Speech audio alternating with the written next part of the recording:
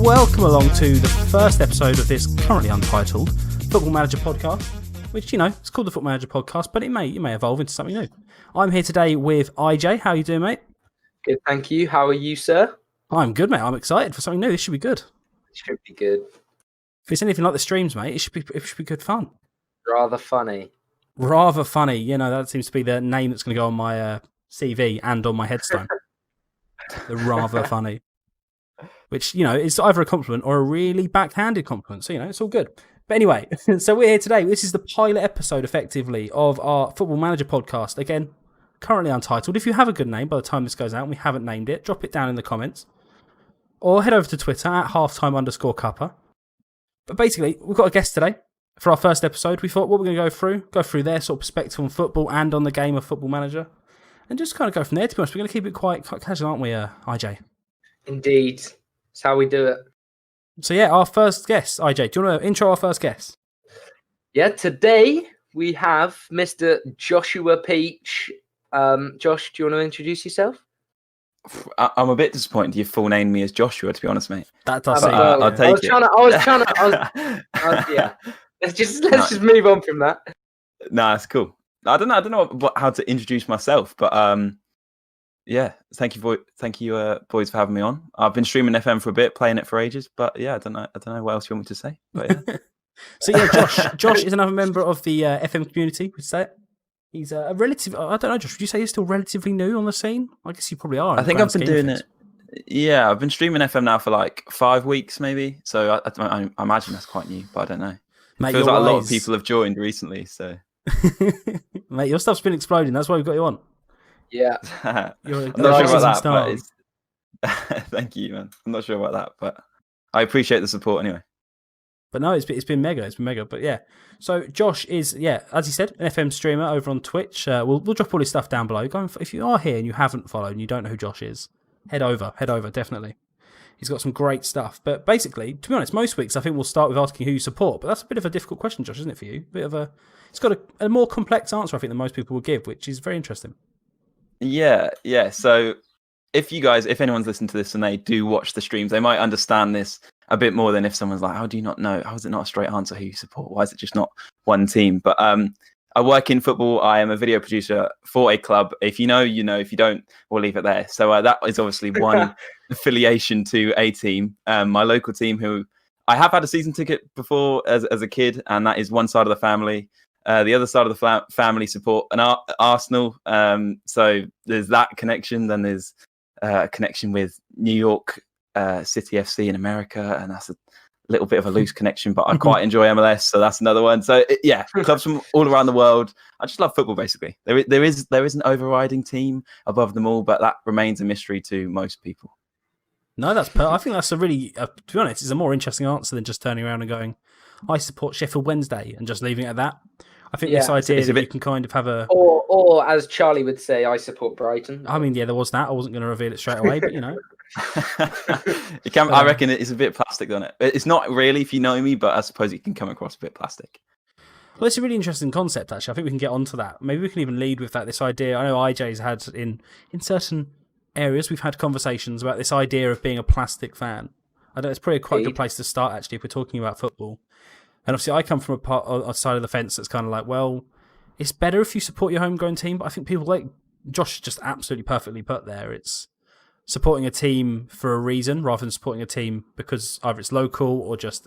I think people struggle when people support teams because they're successful. And I think it's been the theme in the past. I mean, my own dad's a West Ham fan from an era where West Ham were one of the top 4 teams in the country. And it's like, well, you don't live in London. Like, you didn't pick them because they're local. Yeah, I think, as you're growing up, you're naturally going to go to either your local side or the big side. You want to see the team. You want to see the team where you're going to get most success, most enjoyment out of it. Yeah, absolutely. I think there's a peer element to it. I don't know what your thoughts are, Josh.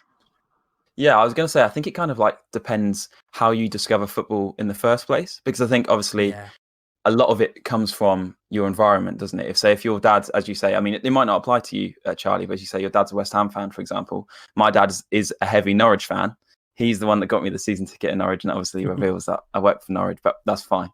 So that's kind of where that love of football started for me. But say when I was on a school playground, I knew the first thing I knew really was that my granddad on my mum's side, who I didn't get to meet, was a massive Arsenal fan. So he died when my mum was young, and I kind of tried to install the Arsenal link on me, I think, to try and like keep that link going. Because no one else, my mum's side, is that into football, so that kind of worked out, and that helped me kind of on the school playground to win all those. Well, try and win all those arguments over who's the best team in England. IJ, jump in. What's your? I know obviously you come from a slightly different perspective on it, so it's a bit good. I really started watching football when I was probably 6, 7, 8. My dad mate has a season ticket up at Old Trafford, and he paid for a couple games a season.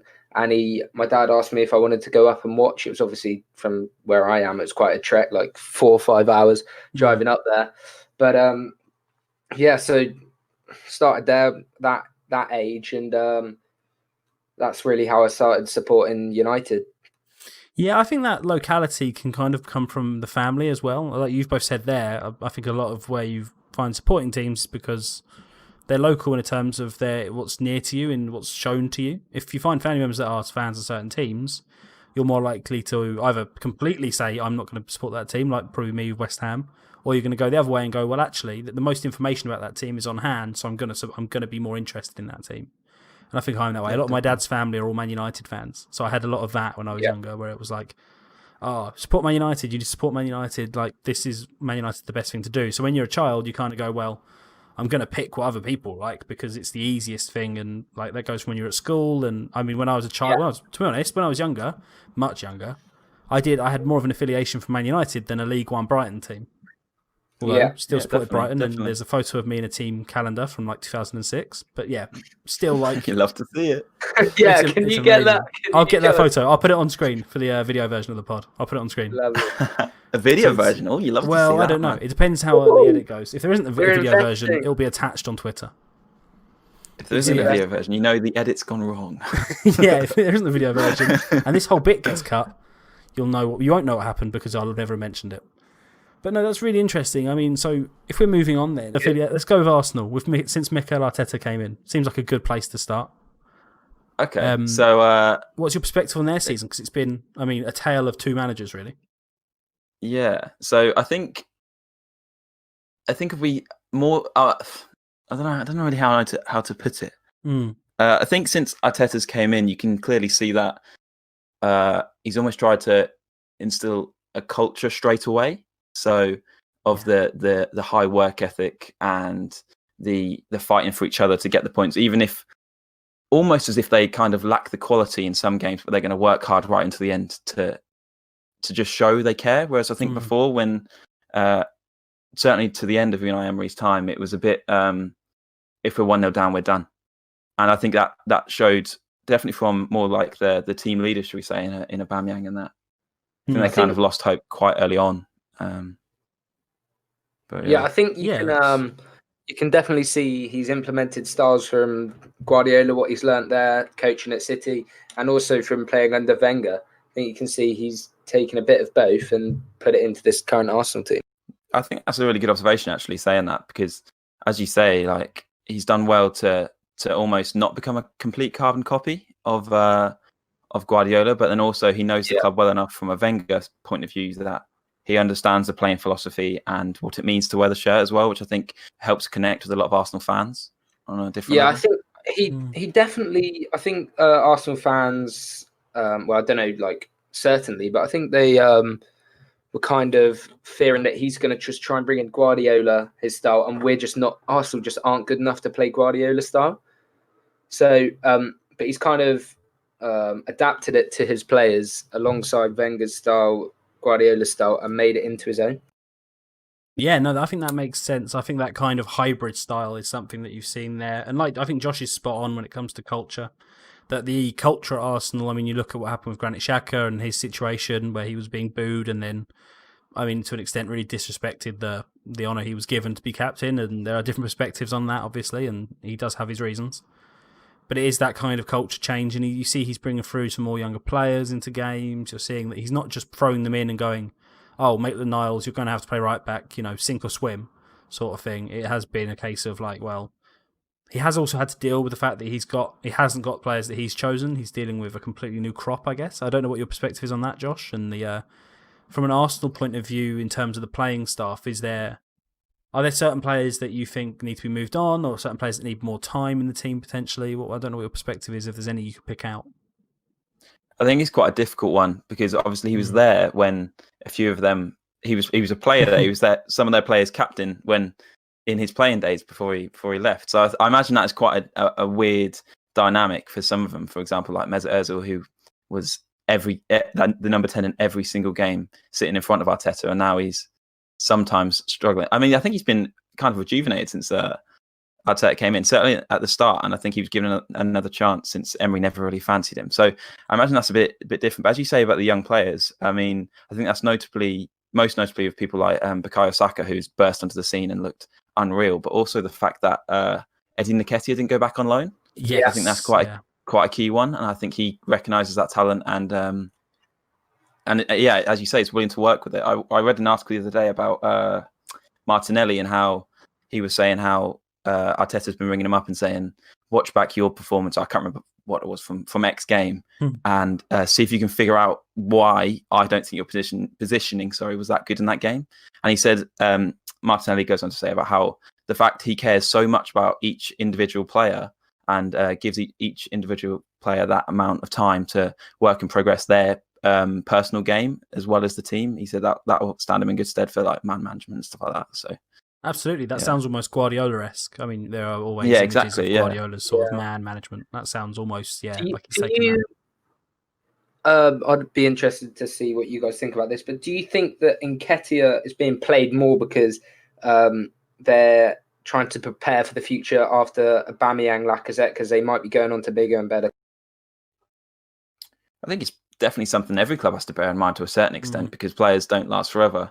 There's obviously been a lot of noise around Aubameyang leaving in the summer, as you say, but I'm not really sure where it currently stands on that. I know I heard a contract offer has been made to him, so I guess you have to just kind of wait and see on that. But I think it'd be foolish not to.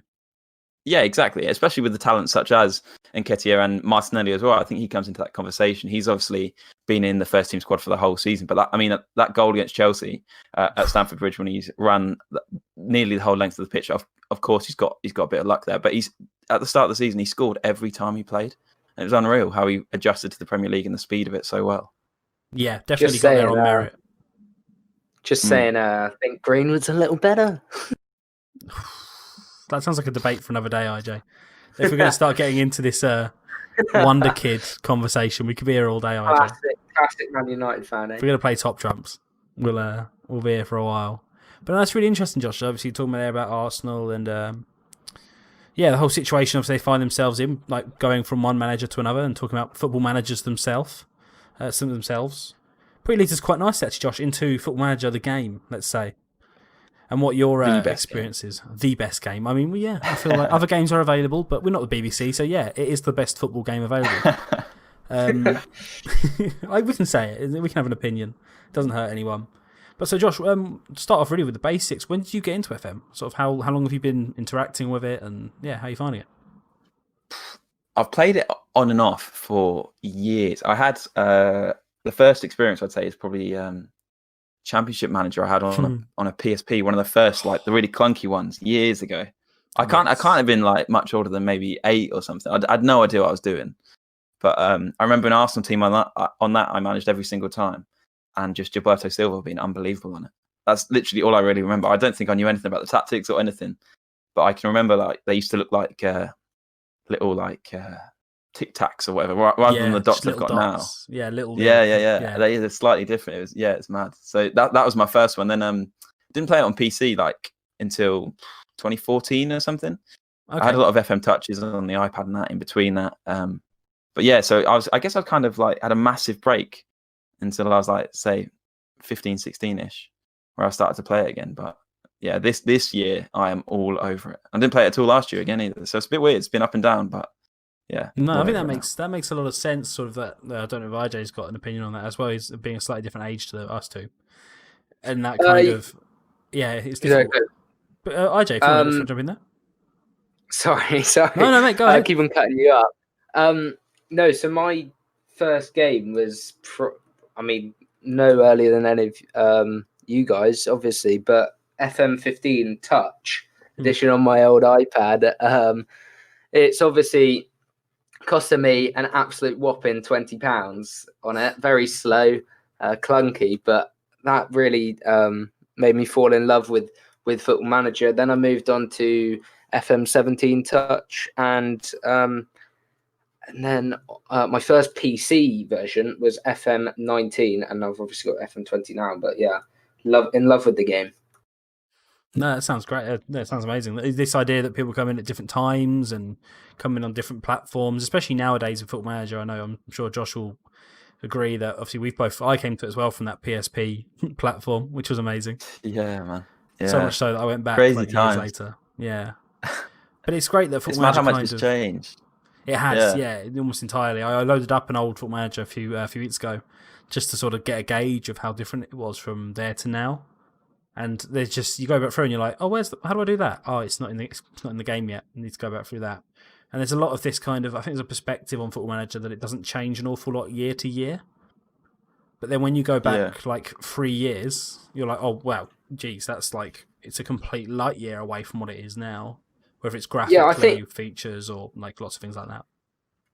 I think that they've got to strike a balance, that they can't just come in and change the whole game each year. They got to add in certain things and then not add in enough. Do you know what I mean? So, if they don't add in enough, then players are just going to be like, well, it's the exact same as the old game, so why do I buy it? But if they change it too much, they're like, well, what is this? And I mean, there's a keen balance to be struck there, definitely. And I think that brings us... Sorry, carry on. Oh, okay. So I think there's like a keen balance to strike between being ambitious and being realistic on it. I think there's obviously certain things that people will ask for that unfortunately either aren't possible or are not sort of viable, if that makes sense. That there are certain things that just won't be possible. But you're talking there about people's perspective on like the games themselves, individual ones. I don't know if I'll come back to you, Josh. What's your how have you found FM20, most recent edition? I guess is probably the next best question. For me, it's been my favourite edition, but I think I don't know whether I can really comment on it to a certain extent because obviously I didn't play last year's, didn't really play much of 18 either. Haven't really played it properly on PC since FM17, and this year I've kind of now associated it with Twitch and everything. Like I didn't watch any videos on FM like as in content creators until this year as well. So I think I've kind of like my opinion on the game might be blurred by all those other things I've found by it. But yeah, I've played this one a lot more than any other FM I've ever played. So no, I think that makes sense. I think that exposure you have to the game, that sort of deeper understanding you have, I think is really important. Definitely. I think that makes a big difference. And I think there's also an extent of the FMs that people, and this is an opinion that's held by a lot of people, I find, is that people's favourite FMs tend to be the ones they had the most connection with. So whether that being a save you've had. So like for example, like you're talking there about FM 1917 was one that I remember fondly, but that's purely because I had a save that went on and the players became iconic. Like I can remember, I can list off the 11 that started for my team. Yeah, but then maybe the next one, as a product, might have been a better product. It was just that I remember the older one more fondly. I guess nostalgia probably plays a part in it. Definitely. But, sorry, IJ, you were going to jump in. No, I was just saying. Like, I just think that I just would love to know why people love FM so much, and I was just thinking. The only thing I could think is just because it's so realistic now to what you just want. People dream of becoming like football managers, etc. Coming up with their own incredible, like crazy tactic, implementing that on their style, implementing that on their team, and I think that's just the only reason that I could think of that. I don't know if you guys have any other thoughts. Yeah, I think that realism definitely plays a part. I think it'd be a little bit crazy to think otherwise. I mean, that idea that you can immerse yourself into a system so realistic that elite football clubs around the world use their database, so you know that the stats are going to be pretty spot on for how they are in real life. But not just that you can kind of create, I think, the story around it. So whether it be for example, I know me and Josh obviously both, and you IJ as well. Obviously, you create these stories, especially when you're streaming as well. You're creating these stories around the characters in the team. So currently, I've got incoming. Project incoming. Obviously, yeah. So wink, wink, and a nudge, nudge. Yeah, and you build these narratives around. Oh, let's not use the word narrative actually, because that doesn't have the greatest association in the FM community.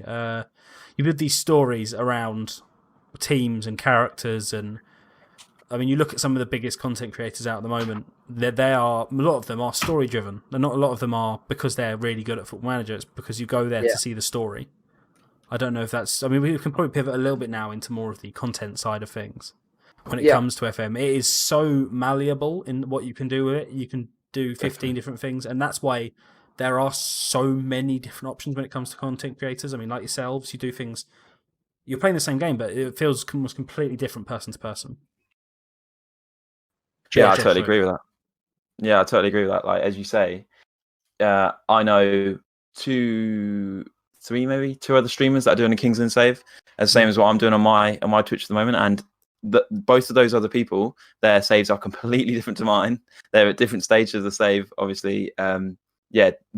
Different players, as you say. Like it's just so different, and you can obviously without using any editors and stuff like that, you can morph it in a way into what you want it to be.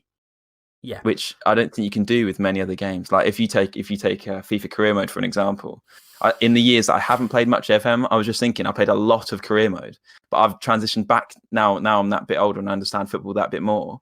FM is there's just no comparison there anymore. Like to what you can do and stuff like that. So I think a Football Manager on streams on YouTube, on Twitch, obviously, is building so rapidly now. What was it the other day? It was like how many people were streaming FM. I can't remember the exact number, but it was absolutely unreal how many people have started to stream it. It's just getting so big so quickly. Yeah, it's mental. I mean, especially this whole streamer showdown stuff. I think that's accelerated, hasn't it? Especially with everyone being stuck inside, having nothing to do. But as you say, they were pulling like, I don't know the exact numbers, but thousands and thousands of people watching that latest streamer showdown. It's mental. Yeah, and at one point, Dr. Benji had 3,000 people alone. Yeah, exactly. Just watching his stream. Okay, for other streamers or other games, that doesn't seem that much, but for FM, that is a lot of people. There's definitely a progression, which I think is what's drawing people in. That it's not a saturated area. Like if you look at the Call of Duty sort of scene for their community, it's a little bit stagnant. It has really got to a point of saturation. Whereas I think because Football Manager is such a different game to different people, that when people like it, they can go, well, I want something that's a little bit more of a tactical, strategic playthrough of it. So I'll go and find a work for space or a second yellow card. I'm going to use names of people because they are the relevant parties. But if I want something that's a little bit more fun, a little bit more of the story, you're going to go to Benji. You're going to go to Loki Doki. You're going to go to people like that have these. There are so many different things. Josh Pitt. I was talking more about YouTube content, but if you're going to Twitch, Josh Peach, obviously. But even between the group, I think the group that we have sort of, let's not to get too inside baseball with how we've been watching each other, but the group of people that I've found since I've started are all very different in how they do things as well. So if for every person that does things in a way that's sort of very the personalities of the players and how the story comes across as well, there's also someone like Jay Aberrant FC Jake, who we hope to have in a future pod, who will do things in a very sort of tactical, strategic way and sort of play a little bit more by the numbers while still having obviously those really entertaining story parts. I think it's just that difference you have between people, and that you can find something completely different. If you're talking about Jake, I don't understand how you can't be referencing his commentary during games. That is absolutely unbelievable. Yeah, you just find some people that should be commentating on live football. They are people that are knowledgeable, that are entertaining, witty. He started turning into Gary Neville in a couple of streams. Yeah, some of those are hilarious. This is the thing, isn't it? You can just stumble across people that don't have the size of the audience, but are in talent are as good, like Josh yourself, like you IJ, that clearly talented enough to draw the audience that you see from the guys that are more established. Stop it. But you can do different things. But it is that you can find these people doing different things, and there's so many different flavors of Football Manager that you don't get, like Josh was saying, from Karima, but FIFA in general, you don't get that from Ultimate Team now, really. No, how many different things do you find? You find a pack opening and you find a Road to Glory. I'd love to know if there were more flavors to it, but that is literally what it is. If you go to Football Manager, you can find a Pentagon Challenge. Someone can be building from the bottom. Someone can have a Creator Club. Someone can have a Network Save. Someone can have a Draft. It's like there are so many different ways to play the game that you just don't find elsewhere. And that's what I think sets Football Manager apart completely. I don't know what your guys' opinion is, but I think that's what really does set it apart. Yeah. I think how it stands up for me is how it stands up next to real world football so well in the fact that you have clubs that use the databases and things like that. Like, I mean, once you've created something that good, like they know they're onto a winner. And like, as soon as you say, if you find someone who is that interested in football and Football Manager, it goes hand in hand. And then it's just like a bit of a snowball. Like once you found that, you're then into the game. And then, as you say, you find your content creator, your type of content you like to watch. Like, as you say about story, I'd say I'm not saying I'm very good at creating a story, but I'm not very good at the game in terms of the tactical aspect. But I will nickname players. They will become Madger the Badger and Watters and the Snowman and all these players who, to people that watch my streams, will understand what I mean by saying these random words. But it's just a bit more fun, I suppose. Yeah, you create these touchstones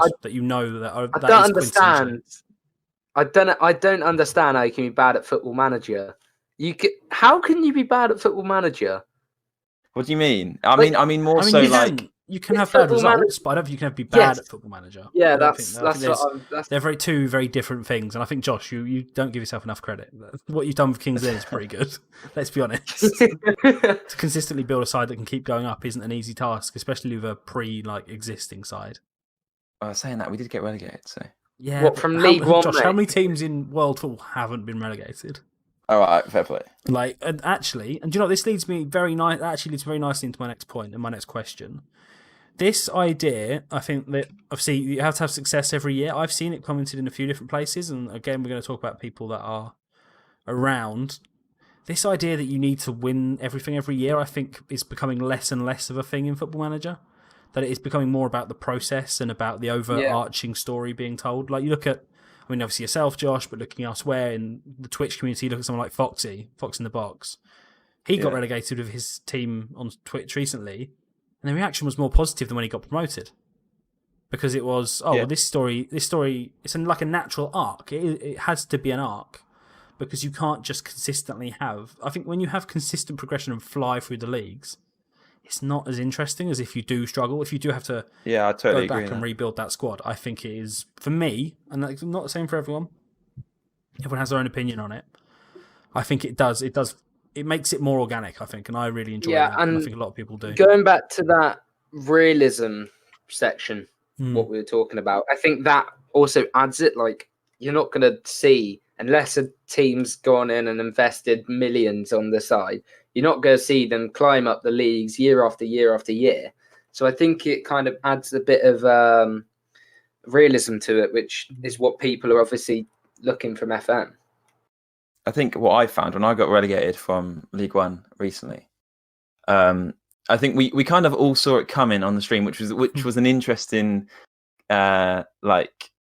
storyline in itself. We all knew the squad wasn't good enough. The season previews had us right at the bottom the whole time, and it was almost like at the end of that season, I felt there was a lot of intrigue from the people watching, being like, "Well, he's done now." Literally, the whole squad left. We had like 11 players to go again in League Two, and now we're straight back up there. We're second in the league at the moment. Should hopefully win it, but yeah, it was almost, as you say, like the reaction. I expected a lot of people to get bored, and I kind of thought to myself, if I don't go up this season, I'm going to have to play it offline for a bit until we get to a stage where the progression is back. But as you say, I think the audience that stuck around has shown me that it's not like that. They appreciate the difficulty in getting a team promoted all the time and building that solid base that you build that reputation of the club to bring in those better players to then push it forward on a more stable foundation, you'd say.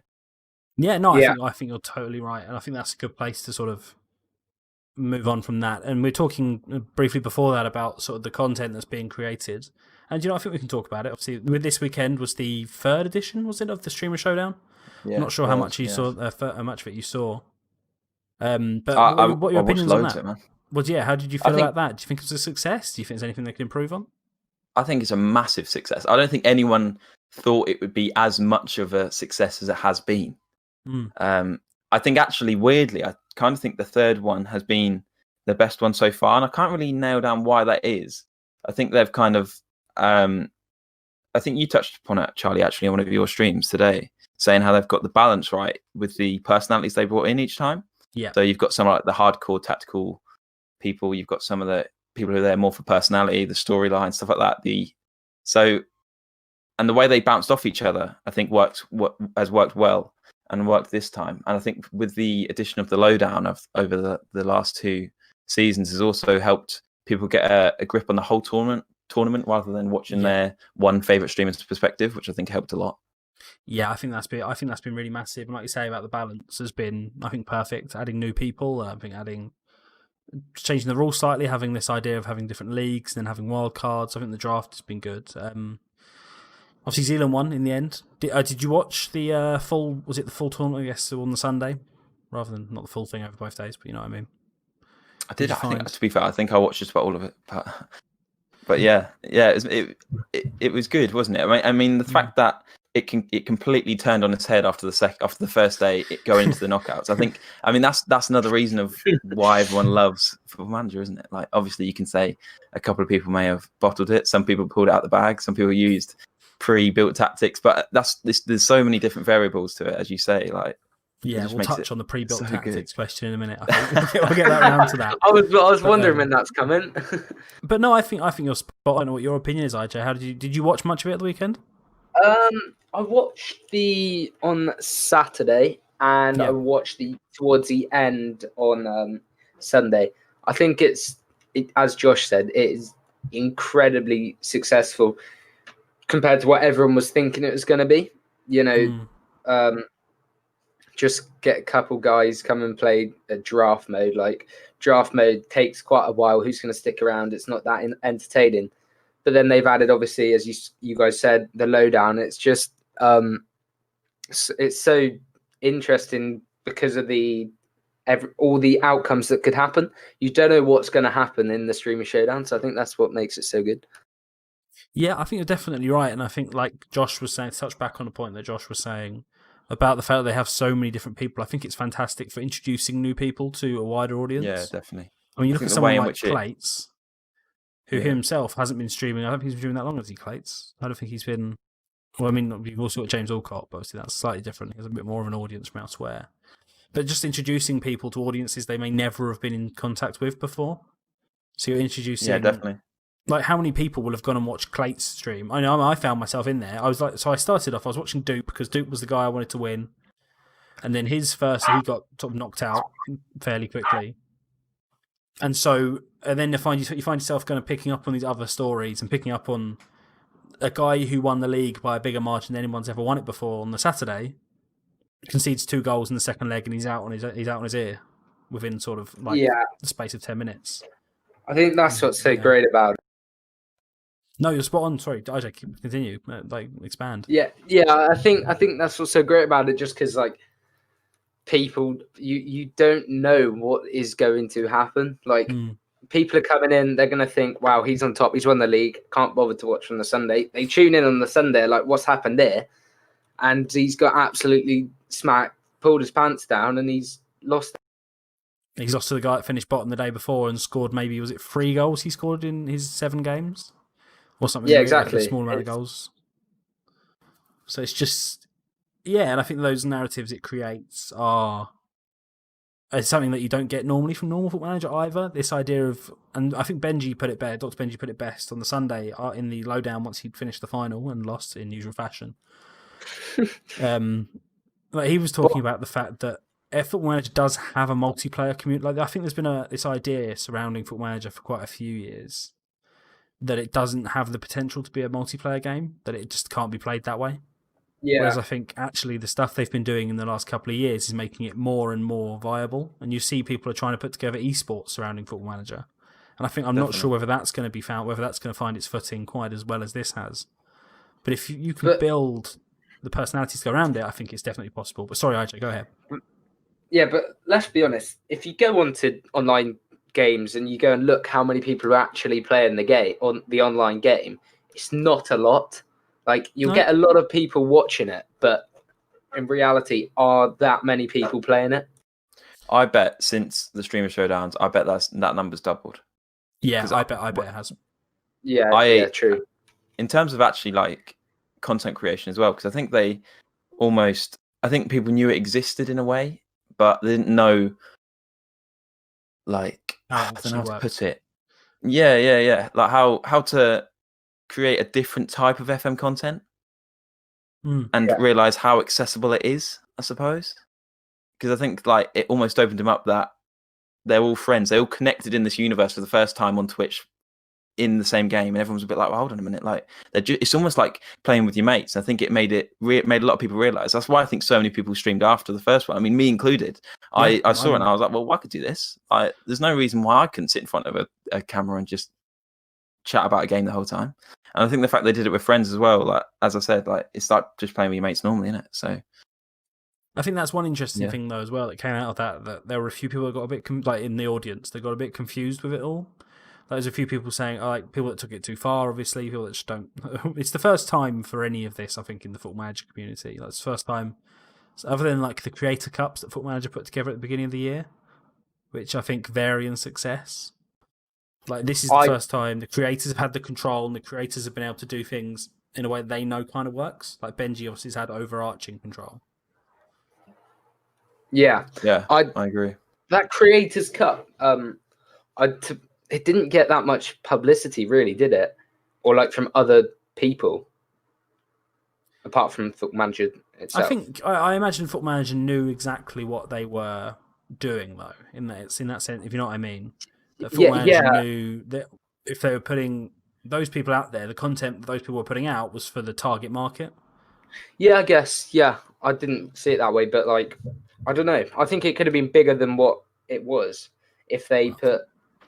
Yeah, it was quite. If I'm big, Football Manager now, and I want to plug something for when the next game comes out, you have a product now that has proven to be successful in the market it's in. Or successful to an extent. Obviously, if you're putting it against like against FIFA numbers, then you're never going to win that fight. But I think this is how you do it. I think if you're going to do it again, it wouldn't surprise me if this starts to get more and more like people involved. I mean, you're looking at some of the names that are being involved. That pretty leads me to my next question. Like, this is only going to grow and grow. Is there anyone that you guys think should be involved? How would you go about if you were put in charge a little bit? Obviously, I'm not expecting you to come up with these massive, complex ideas on the spot. But how would you go about Season 4? Of Stream Showdown? Yeah, Stream Showdown, yeah, sorry. Josh, no, I'm joking. No. We're not getting onto that again. I don't know, Josh. Oh, we've lost someone. Is he gone? Is he gone? Sorry, I think we've lost I might cut out. I worried. I heard sirens and then you might cut out. Yeah. Yeah, mate. The Rozzers are here. No, Josh, you go, mate. I don't really have anything to say on it. I think I'm not sure I changed too much really yet, because it's a difficult balance, isn't it? Because you want to keep it fresh, so maybe adding in some sort of relegation or something. But I think if you're going to do that, you're going to have to add in more people, aren't you? So it then makes it the logistics side of it slightly more difficult, doesn't it? So someone in my chat said the other day that what they should do is, I don't know if it's the right thing to do or anything, but they said do qualifiers. So I don't know how easy it would be. It'd be pretty hard to do, I guess. But add qualifiers in with like members of the public, other streamers, and do that, and then you can have like a relegation and promotion, as you say. Yeah, I mean, I think at the end of it, I think like Benji said a few times, if he can make it a 32 team tournament, that wouldn't take 6 years. He'd do it. It's the fact that it's all a bit clunky, I suppose, in the nicest possible way, like the way in which they play the game, because it's not just a normal draft, is it? It's like a custom-made database in which they do it in, and obviously it makes it all quite difficult, I guess. I mean, I never tried it, so I wouldn't really know, but yeah, I mean, the way they're doing it, I think is conducive to 8 people. I think even if you extended it up to maybe 12 people, or you extended it up to 10 people, you start to lose people in the mix a little bit as well. I think there's even been like cases the first couple of times where you wouldn't. The problem is with a lot of the FM community as well is that the audience is quite shared between people. So when you get these 8 people streaming at the same time, they kind of cannibalize each other's audiences. Yeah, I was going to say that, like, if you're having that many people, let's say we're going with the 36. I know, obviously, you just said it as an example, but a 36 player tournament, and each one of them are streaming. A guy who's, let's say, the 32nd guy who's only averages, I say only, 40 viewers a stream, or 30, 20. He's going to lose all of them viewers to a bigger streamer, and so he's sat there with 5 viewers, and he's in the streamer showdown, which is meant to be really big. Do you get what I mean? I don't know if I I know what you mean. Yeah, I think it's all about rotating the personalities is really probably the main thing they can do, isn't it? Yeah, I think they've done that quite well. Yeah, they've done that well so far. It's whether, because I know Benji's mentioned he wants 10, so there could be potentially 7 more streamer showdowns before FM21 releases in November, if it does come out in November. So, I mean, every chance. But like people like Manny and that who stream FM and pull big audiences already, to get him involved in the FM community more regularly and almost get more external people get their eyes on the FM community, I think probably that's the best way for it to be successful and grow. I think that's spot on. Yeah, Charlie, go. Yeah, no, I think that's spot on. I think you've made some really good points there when it comes to the sort of FMs, the streamer showdown, the multiplayer side of it. Talking about the wider sort of industry, like not industry, there isn't really an industry around Football Manager, but sort of the wider community, let's say, around Football Manager. Recently, a lot of questions have come up about some of the things how people play the game.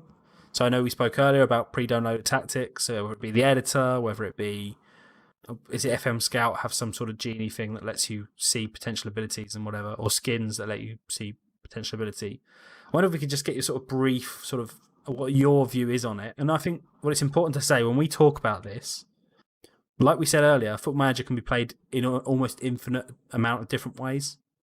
So just because someone does certain things, I don't think any of us are suggesting that it's the wrong thing to do. I think it's more a case of what is your perspective on it. So, I mean, let's start with pre-downloaded tactics. What's your opinion, Josh, on using pre-downloaded tactics? I don't really mind it, to be honest. To be honest, with all of them, I kind of think like at the end of the day, a game is supposed to be played for enjoyment, so play it exactly how you want to play it. Personally, I've never pre-downloaded tactics before. I mean, I've Aberrant FC, as you said before, he's helped me build a couple. I think you've helped me build some Charlie, stuff like that. So like, it's not necessarily. I would never search win every game tactic. I don't know, whatever you put, and download one from there. But I don't blame people that do. I suppose it's a different way of playing, and it suits what they want to get out of the game. It's almost a flavour question, I guess. Yeah. That's fair enough. I think that makes sense. Sorry, Archie, go on. No, sorry. Do you think that? Well, we've obviously seen that it is possible to exploit. I wouldn't say exploit, but put the tactic, make a tactic. So, as you said, make a tactic so you just win every game. Do you think that you should? What do you think? What are your opinions on that? I can't speak today, so okay. You're in the right place for that, then. Yeah. I think I don't know. I'll air in on this one. I think the idea of Football Manager is to try and win every game. I'm not sure that's the question you were asking. But if you can build a tactic that wins every game and you go up 4 divisions without any problems, I think that probably speaks more to both. I mean, potentially the game having certain deficiencies against certain things. I know the Gegenpress in one update was mighty fine. Let's be honest. But then, I mean, this is the one thing about Football Manager is it does evolve over the year as well. When the updates are released, they're very keen, I imagine, to make sure that nothing is particularly like game breaking in itself. But I think if you make a tactic that plays exactly how your team wants to play and how you want to play, and gets results, I think people like to see it. I think that's why people go to certain people to watch stuff. I certainly know that's why I go to certain people to watch. I'm not sure. Yeah, What definitely. Yeah. I think it's difficult as well to maybe download a tactic that will suddenly win you every game because you might not have the players. You've got to have your players have to fit the tactic that you're going to play and the style of play that you want to play, I suppose. So if you download a tactic that's 3 at the back with narrow centre mids and you play with wingers, it's not going to work, is it? So it's a difficult one because you have to have the players to make it work. I think it's the first year in quite a while that Football Manager has come out and there's not been one tactic that's just demolished everything all year. Like I don't think I've seen. Usually, most years, I know 4-2-3-1 gets a bit of a kicking. I was going to say 4-2-3-1's fair. 4-2-3. Name me a football team in the world that doesn't play a form of 4-2-3-1. That's what I'd say. The reason it's so dominant is because in real life it's so dominant. Like there aren't many teams that don't play a form of a 4-2-3-1. Yeah, I wouldn't say it's like unrealistic in a way, but No, I know what you mean. I know what you mean. In the past, there's been certain formations which everybody would use. yeah. I mean, I've had years where I'm like, the problem is even if you stumble across it and you're like, well, if it works, well, I'm not going to change tactic for the sake of changing a tactic. Yeah. But this has been the first year where I don't think there's a tactic that will work regardless of team or level. Whereas, like you say, there has been before. There have been tactics. So whether it's a really narrow I know a few years ago, 4-3-1-2 was really like strong because wingers just didn't do anything. And then the next year it was like wingers were amazing. So it was like, well, everyone plays wingers. Or inside forwards when they really got introduced. I don't think there is a system this year that will beat any other system. I think that's been what's made this year actually probably the most interesting and the most challenging year. Yeah. Not sure your opinion of that. Yeah, I agree. I think you're right in that. I think, as you say, I remember the whole inside forward stuff, and when wingers didn't do anything, they should just run to the byline and hit it from possible angles and do nothing. So in the past, you say it definitely was seen in the game, and nowadays, well, certainly in this game, maybe not. So that's good to see. Yeah, Josh. One question from me: if there was anything in FM that you would want to change for the next year, what would you suggest? I guess you said suggest. Yeah, I suggest. Suggest. Do you know what? I was thinking about this podcast earlier, and I thought they're definitely going to ask me this question, and I have no idea. We're nothing. I have literally no idea. I don't know. What a guest we have here. Let's cut it short, lads. Yeah, that's done. Wrap it up. See you later. Thank you for watching. I think I'd like, if anything, I'd like to see maybe some more variation from something like a press conference or a social media feed or something like that. Because I think at the moment, like press conferences, a lot of the time I'll skip them. If there's a big game, I might do it. But you often get asked the same questions, don't you? Yeah, I think a lot of people have. Sorry, I'm keeping cutting people off. Yeah, carry on, Josh. Carry on, mate. I completely forgot what I was going to say now. All right, I'll carry on then. So we're talking about press conferences and their sort of. Yeah. Oh, yeah. I don't know. This is literally just off the top of my head, so I don't know how difficult it would be to change such a thing like that. But yeah, I just wish it altered and kind of had more of an effect on things. So I never really think it does. I don't know whether I've just, I don't know, clicked the wrong answers or something like that. But especially the social feed, I think it's a good addition. I think it is interesting to see what these computer generated fans now have to say about you and things like that. But maybe some sort of more interaction when it comes to that. Whether like if you lose a game, I don't know, 8-0, whether you can put out a tweet saying you apologise for your team's performance or whatever. And I don't know. It's just a thought whether that then gets you on board with the fans and boosts up their support of you, so then you're less likely to get sacked if it keeps happening. I don't know, something like that. I don't know. Yeah, I think a lot of people have, that I've spoken to, have said about the social media side, like being able to personalize your account, maybe make tweets. Like we don't know about that, but like personalize your account would just make it the whole career just feel more personal to you, if you know what I mean. Yeah, I think that makes it. I think that customization has always been something in the game that would make, as always, they've tried to do. I know there's a few realism that needs to be there as well. And obviously, when we're talking about new features, there are certain things that always get asked for, whether it's women's football or youth football, or I don't know if you know who they are. They're What Culture. Do a lot of like lists and stuff. They did their list of 10 things they demand to be in FM20, and it was like you've really struggled to make these 10 things up. Because, I mean, from experience, Demand. I love that. I've been in situations. It is. I was like, I mean, fair play to you, lads. You obviously think you're big league now, but also having been in, like, I've tried before to think of things to go into the game. We're not making friends on this pod, are we? We're not making friends. They're not getting an invite to the Streamer Showdown. That's all I'm saying. But yeah, I think honestly, the way that they want the game to work, it is very much almost in the perfect place. Obviously, they will still try to improve things, and there will be new things added every year. To put it in the way I'm kind of thinking about it, if the new game was released tomorrow with, say, all the transfers as had happened like normal, and it was just an updated database of this year's game, I'd be happy. Let's go again. Like, I think I'd be fine with that. Well, see, there's a lot of people that do, like you say, this brings us right back, which is great.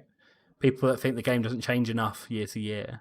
I think actually what you're getting, the amount of hours people put into this game, pretty mental value. Like, how many other things can you do for that many hours and only pay 30 quid for it? All I'm saying, I was about to get onto the price. The price is unreal for this game. Like, they could easily get away with... Yeah, 100%. They could easily get away with paying the same amount of money for... No, you could easily get away with selling this game for the same amount as oh, fuck. This is going well. Why am I doing a podcast? RJ, don't swear. Why am I doing a podcast? This was your idea.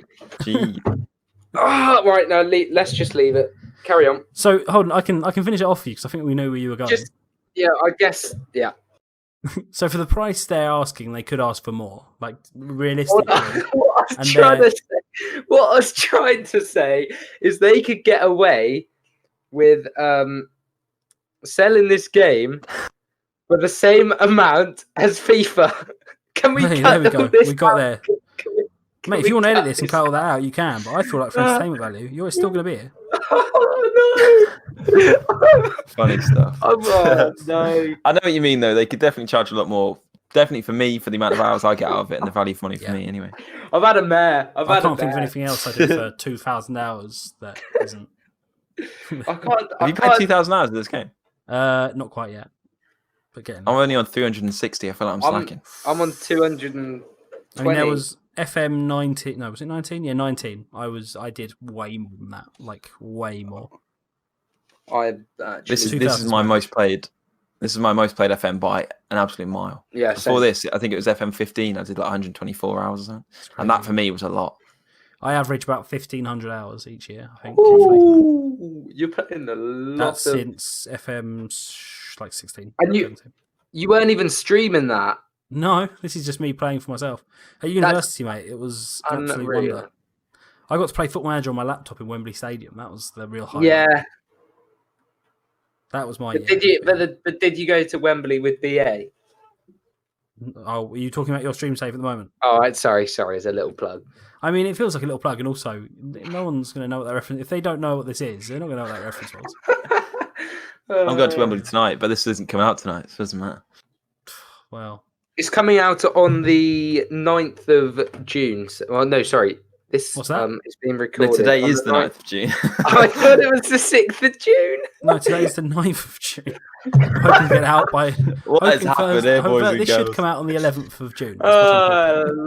Ladies and gents, thank you for watching.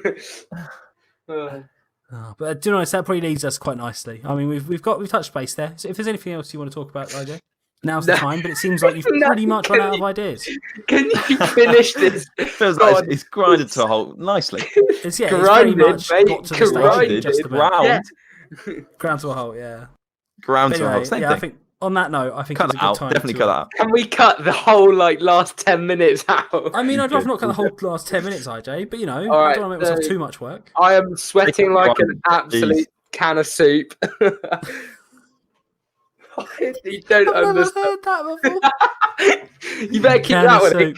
No, you better keep that one in because that's quite funny. I'm keeping that in. To be honest, mate, I can't keep it in unless I keep the rest of it in. So, you know. Oh, cheeks. But anyway, on that Take note, out the grounded bit. Yeah. I'm so sorry, boy. Are we all good? the Are we fuel done? is What's tickling. cooling? yeah, let's wrap this up. Thank you very much. Anyway, thank you for everyone that's watching. You're on the first episode of the currently untitled Football Manager podcast from Halftime Cuppa. Potentially the last. It could be labelled by the time you get here, but you know, I'll endeavour to come back and put in these little end and start bits with actual names. But so anyway, thank you for joining me today, my co-host IJ. Where can we find you, IJ, on the social medias? On the old IJ011 on Twitch. Actually, IJ011 _. Oh, Not on Twitch, on Twitter. And on Twitch, IJ011. Thank you. what's your current save, IJ? I'm not just going to do socials. What's your current save on Twitch? Sell people. You've got 30 seconds to British sell people. Airways. We are flying. Sorry, if Charlie was talking over me again. British Airways. We're flying to the Premier League. That's about it. That's all I can say. I look forward to you losing to Wenger Airways. That'd be great. All right. I'm really gonna. After this podcast, I'm really gonna get angry at you. Thank you, IJ, though. Thank you very much for joining me. And our very special guest of the day, Josh Peach. Where can we find you on all the social medias other than like Where Facebook? can I'm you sure you don't want find anyone adding me? you on Facebook. I haven't used Facebook for a while, so No, I me neither. wouldn't suggest it. But it's at Josh Peach _ on Twitter and Twitch, and then at Josh Peach _. For Instagram. I apologise for all my poor answers. I'm not used to podcasts, but hopefully it's been great. okay. I've enjoyed it anyway. Thank you for having me on. What is your current save, And Josh? Just quickly. What's your current save on Twitch? My I'll give you a current chance to save elevator pitch is it. is Kings Lynn Town. We're taking them to the Prem from the National League North. We are 6 seasons in. We've had a few promotions, 1 relegation, but we're on the way up. You're good at that. Am I? Very good. That was very nice. And you can find me on Twitter at Charlie Pumfrey or at PumfreyStrFM. I have 2 Twitters because I'm very special. But that's all good. But thank you all very much for joining me. I hope you two have had a good day. I mean, me and IJ will be back next week. Can we give a little hint? I mean, I feel like you've already said who's the next one, so if people have been listening, they'll know at this point. But can we give a hint, IJ, on who the next one is? The AEK Massive will love him. AEK Massive. Yes. That's up the the hint. AEK. I mean, if you know, you know. Ultimately. He loves a couple shirts in the background. He does love a couple shirts, which isn't good for an audio podcast. Nope. But thank you both very much for joining, and we will catch you soon, hopefully. Cheerio. Adios.